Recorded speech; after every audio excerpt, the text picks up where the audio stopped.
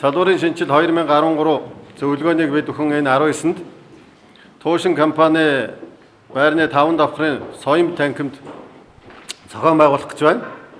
Иргэний нисхийн талаар төрөөс баримтлах 2020 он хүртэлх төрийн бодлого гарсан. Тэгээ бид нар төрийн бодлогыг хэрэгжүүлэхийн тулд засгийн газар яам манай агентлагаас энэ хөтөлбөрийг хэрэгжүүлэх төлөвлөгөө гаргаад шинжилтийн үйл ажиллагааг эрчимтэй эхжүүлэх энэ гарааныхаа үед бид бүхэн энэ зөвлөгөөнийг хийх гэж байгаамаа. За зөвлөгөөний гол зорилго бол ойрын хугацаанд шинжилтийн талаар ямар үйл ажиллагааг яаж хийх вэ гэдгээ нийт зам тээврийн яам болон иргэний нисхийн салбар албад орон нутгийн нисэх буудлуудын 200 төлөөлөгчийн бүрэлдэхүүнтэйгээр энэ шинжилтийн ажлаа эрчимжүүлэхээр зөвлөлдөх гэж байна. Тэгэхээр нэгдүгээрт бидний хамгийн гол зорилго бол Монгол улс бол өргөн уудам нутагта Монгол улсын нутаг дэвсгэр дээгүүр өнгөрсөн жил ихэд 82 мянган агаарын хөлөг өнгөрсөн.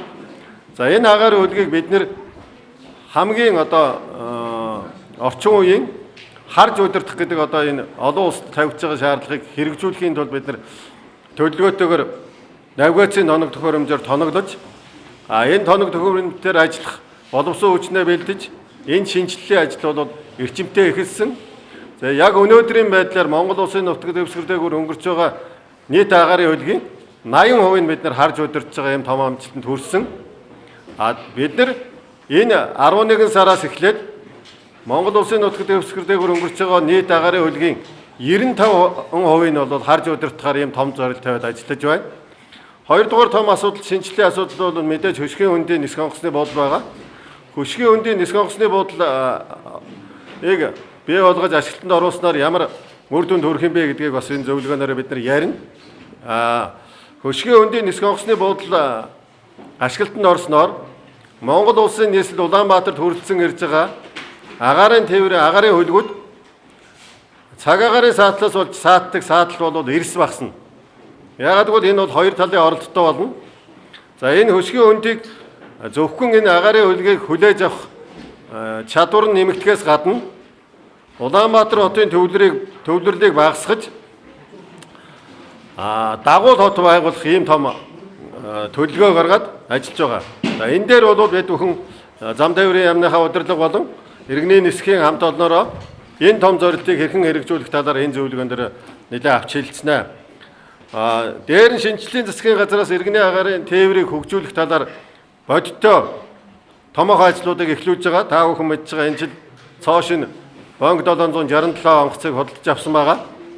За энэ Боинг 767 онгоцныхаа ашиглалтыг сайжруулах шин агаарын шугам нээх Монгол хүн энэ өөрийн гэсэн агаарын хөлгөөрөө шин маршрутанд өөрийн гэсэн унаатай очих энэ бололцоог нэмэгдүүлэх талаараа энэ зөвлөгөөн дээр бас хамтран ажиллагаа компани гадаадын чиглэлийг нээх тал дээр бол бид нар бас энэ дээр хамтарч ажиллаж ярилцаж шийдвэр гаргах хэрэгтэй юм аа. Алслагдсан бүсд суурин хот суурьнд ард түмэнд агаарын тээврийн үйлчлэгийг хүргэх талаар төрөөс баримтлах бодлогод тодорхой тусгагдсан байгаа. За энэ талаар бид нар бас асуудал дэвшүүлж зам тээврийн яамны удирдлага болон хамт олноороо хэлцэх гэж байгаа. Монгол улсын нутаг дэвсгэр дээгүүр өнгөрч байгаа агаарын хөлгүүд бол энэ хөрш зэрэгэлдээ орнуудаа бид нар зайлшгүй хамтын ажиллагаатай байж энэ өнгөрөлтийг саадгүй нэвтрэн өнгөрүүлэх, дээр нь энэ Монгол улсын нутаг дэвсгэр дээгүүр өнгөрч байгаа агаарын хөлгийн тоог нэмэгдүүлэх энэ том зорилтыг хэрэгжүүлнэ. Бид нар бол Орос хятад хоёртой нэг 15 агаарын хаалгаар агаарын хөлгүүдийг нэвтрүүлэн өнгөрүүлдэг. За энэ 9 агаарын хаалга нь урдтай хятад талтайгаа 6 нь бол Оросын талтай байгаа. Тэгэхээр энэ тал дээр бид нар энэ зөвлөгөөн дээр энэ хөрш орнуудтайгаа яаж харилцаа ажиллахыг, яаж зөвшөлтөө сайжруулахыг, яаж хамтын ажиллагаагаа сайжруулахыг гэдэг бол нэг том сэдв нь бол энэ зөвлөгөөний маань энэ сэдв байх юм аа.